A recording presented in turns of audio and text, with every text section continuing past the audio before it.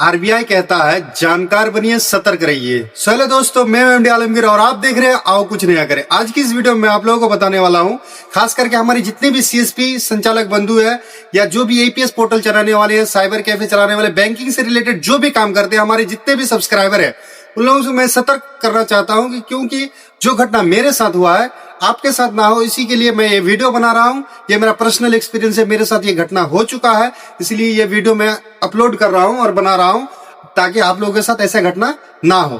तो आप लोगों को बता देना चाहते ये घटना मेरे साथ हुआ है कुछ ही दिन पहले, तो सोचे थे कि वीडियो अपलोड करें, टाइम नहीं मिला तो वो वीडियो नहीं बना पाए।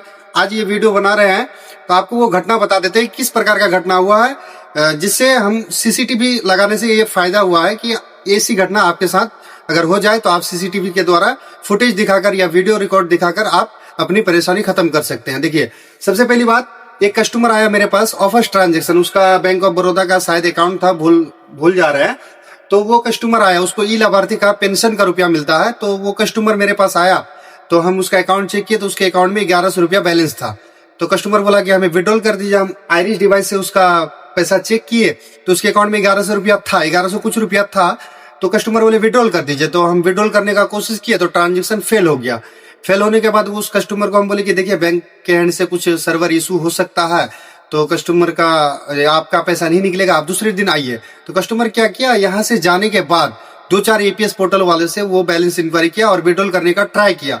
तो विड्रॉल उस समय सर्वर का इशू था तो उसका विड्रॉल सक्सेस नहीं हुआ, ट्रांजेक्शन फेल हो गया और कस्टमर के अकाउंट से पैसा कट गया। लेकिन एपीएस पोर्टल वाले को पता नहीं चला कि उसका अकाउंट से पैसा कट गया। तो वो सबसे पहले मेरे पास आया था, हम 2-4 बार ट्राई किए थे, उसका पैसा नहीं निकला। तो वो 2-4 सुबह जब हुआ, अगले दिन सुबह में वो 2-4 आदमी को, बड़े बड़े जानकार आदमी और जो बैंकिंग से रिलेटेड जानकारी रखते हैं उसको साथ में लेके चले आया और यहाँ पर हो हंगामा होने लग गया। तो जो जितने भी आदमी आए थे वो हमारे से सवाल करने लगे कि आप ऐसा काम करते हैं, आप पैसा कस्टमर का निकाले, गरीब आदमी है, बुजुर्ग आदमी है, आप इसका पैसा लौटा दीजिए। भाई हम कहाँ से लौटाएंगे, हम निकाले ही नहीं ली तो लौटाएंगे कहाँ।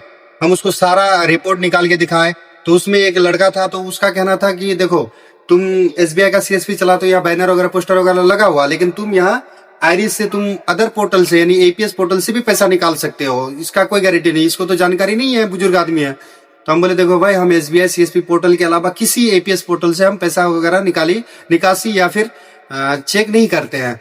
तो हम बोले कि चाहिए आप ब्रांच में जाके आप स्टेटमेंट देखिए कि आपका एसबीआई सीएसपी पोर्टल से निकासी हुआ है या फिर किसी अदर एपीएस पोर्टल से। तो वो ब्रांच गए, हम भी उसके साथ ब्रांच गए क्योंकि घटना हो गया था, मेरा बेइज्जती का सवाल था।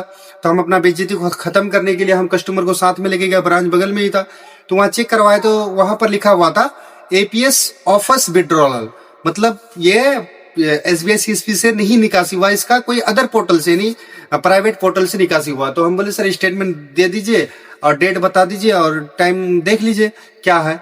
तो सर बोले कि इस टाइम में निकासी हुआ है। तो हम फिर जितने भी आदमी थे सब साथ में ब्रांच गए, तो सबको लेके आए अपने सेंटर में। उसके बाद सीसीटीवी का रिकॉर्ड निकाले कि देखिए कस्टमर मेरे पास इतने टाइम में आया था और कस्टमर का विड्रॉल 2-3 घंटा के बाद हुआ है। फिर सब लोगों को तसल्ली मिली कि हाँ सही बात है कि आलमगीर एसबीआई का सीएसपी पोर्टल से ही पैसा निकलता है और इसका जो निकासी हुआ है कोई किसी एपीएस पोर्टल से निकासी हुआ है।